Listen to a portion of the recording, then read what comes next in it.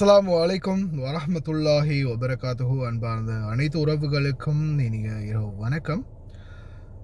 தற்போதைய சூழல்ல அரபு நாடுகள் ஈரான் மீது கை வைத்தால் என்ன நடக்கும்?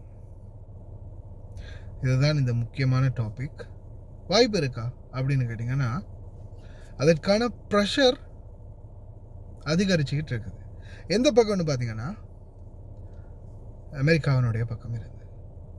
ஒரு தெளிவான விளக்கம்னு சொல்கிறேன், முடிஞ்சால் கேளுங்க. இஷ்டம்னா அது சம்மந்தமான பதிவுகளும் இருக்குது. முக்கியமாக அது என்ன பேர், அது ராஸ்லா அலிஃபானா, ஆமாம், ராஸ் லிஃபான் ஃபெசிலிட்டிஸில் தாக்குதல் நடத்தியது மிகப்பெரிய ஒரு கண்டனமாக தெரிவிக்கிறாங்க. ஏன்னா உலகளாவிய ரீதியில் மிக முக்கியமான ஒரு கேஸ் உற்பத்தி பண்ணக்கூடிய இடம். அதே மாதிரி சவுதி அரேபியாவிலையும் குவைத்லையும் பஹ்ரைன்லையும் தொடர்ந்து இவங்க தாக்கிட்டு இருக்கிறது எல்லாமே பார்த்திங்கன்னா இந்த நாடுகளுடைய வளத்து, இந்த நாடுகளுடைய வளம். கடைசியாக மிஞ்சி இருக்கிறது பார்த்திங்கன்னா தண்ணீர் சுத்திகரிப்பு நிலையம் மற்றும் மின்சார உற்பத்தி நிலையம். மின் உற்பத்தி நிலையம், அடுத்தது தண்ணீர் சுத்திகரிப்பு நிலையத்தையும் தாக்க ஆரம்பிச்சிட்டாங்கன்னா இந்த நாட்டில் மொத்தம் டோட்டல் கம்ப்ளீட்டாக காலி பண்ணின மாதிரி தான். அன்பார்ந்த உறவுகளை,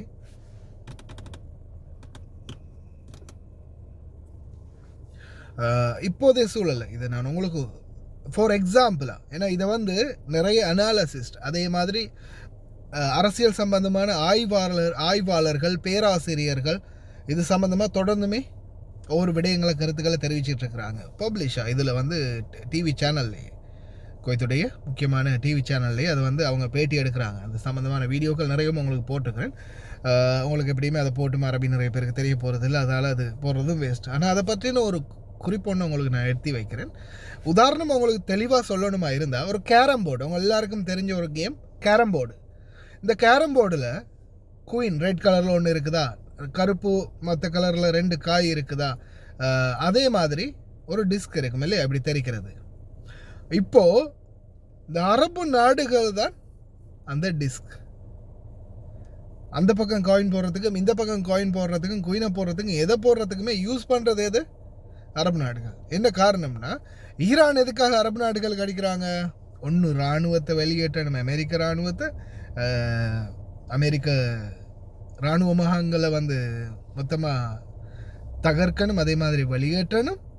அடுத்தது இவனுக்கு அடித்தா, அந்த அன்னைக்கு நான் ஒரு காமெடி போட்டேனே, இங்கே அடித்தா இங்கே தாண்டா வலிக்கும், அங்கே பாடுறா சிரிக்கிறாண்டா அப்படின்ற அந்த காமெடி மாதிரி இங்கே இவங்களுக்கு அடிக்க என்ன நடக்கும்?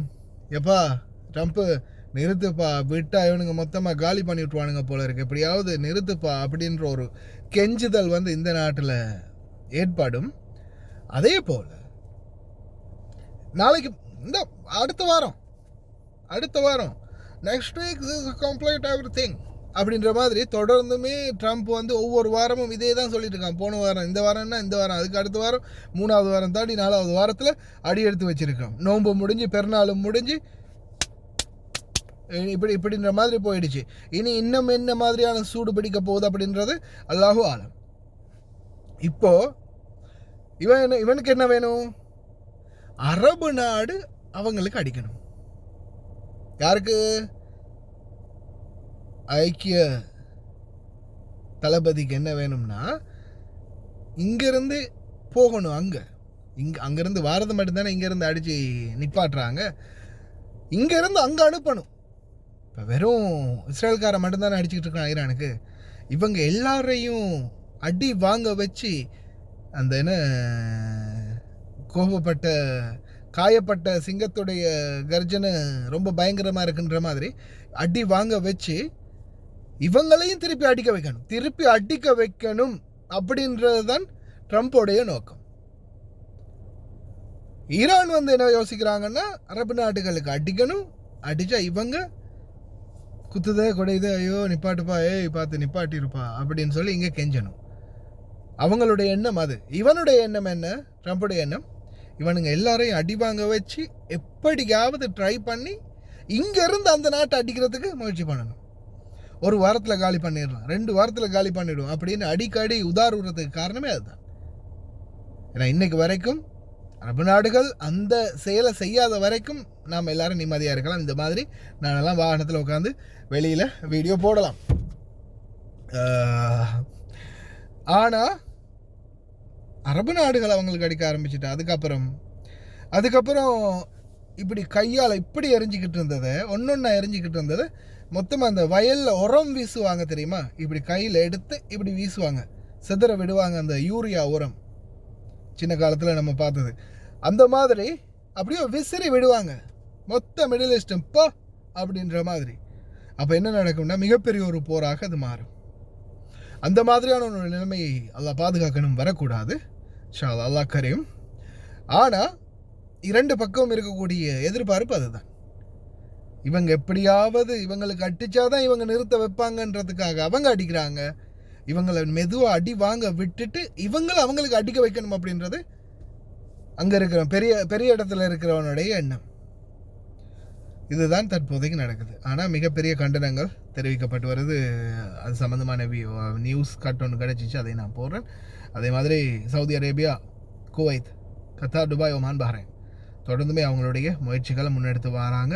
அதற்கான தொடர்ந்துமே இது தடுக்கிறதுக்காக தங்களால் முடிஞ்ச எந்த அளவுக்கு முயற்சி எடுக்கணுமோ அந்த அளவு முயற்சிகளை எடுத்துக்கிட்டே இருக்கிறாங்க, ஏவிக்கிட்டே இருக்கிறாங்க.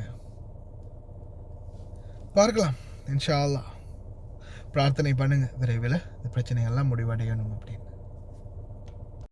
أثار العدوان الإيراني الذي استهدف مدينة راس لفان الصناعية الحيوية موجة استنكار وشجب واسعة خليجيا عربيا ودوليا، حيث أعرب الأمين العام لمجلس التعاون لدول الخليج العربية عن إدانته واستنكاره الشديدين للاستهداف الإيراني السافر لمدينة راس لفان، واصفا إياه بأنه انتهاك صارخ لكل القوانين والأعراف الدولية.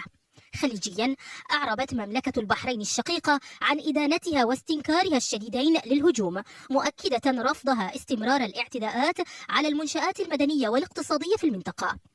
دولة الكويت الشقيقة أعربت بدورها عن إدانتها واستنكارها الشديدين للاستهداف الإيراني، ووصفته بالتهديد المباشر لأمن واستقرار المنطقة. من جانبها عبرت دولة الإمارات العربية المتحدة الشقيقة عن إدانتها واستنكارها الشديدين للاعتداء، مؤكدة تضامنها ووقوفها الكامل مع قطر ودعمها المطلق لكافة الإجراءات التي تتخذها لصون وحماية أمنها. كما استنكرت سلطنة عمان الشقيقة الاستهدافات التي طالت منشآت الطاقة في قطر ودول الخليج، داعية لخفض التصعيد ووقف الأعمال العسكرية. كما أدانت جامعة الدول العربية الهجمات الإيرانية، معتبرة أن استهداف منشأة راس لفان الصناعية يمثل انتهاكا واضحا للقانون الدولي ومبادئ حسن الجوار. جمهورية مصر العربية الشقيقة أدانت كذلك الاعتداءات التي وصفتها بالآثمة على منشآت البنية التحتية في دولة قطر وباقي دول مجلس التعاون الخليجي. من جانبه ندد الاتحاد الأوروبي بقيام إيران باستهداف منشآت الطاقة، محذرا من جر المنطقة إلى مزيد من الفوضى. وكانت فرق الدفاع المدني قد تمكنت من السيطرة على جميع الحرائق التي اندلعت جراء الهجوم الصاروخي على منشآت المدينة، فيما أكدت وزارة الداخلية عدم تسجيل أي إصابات بشرية، مشيرة إلى أن الوضع في الموقع تحت السيطرة، مع استمرار الجهود لضمان سلامة المنشآت وعودة النشاط إلى طبيعته.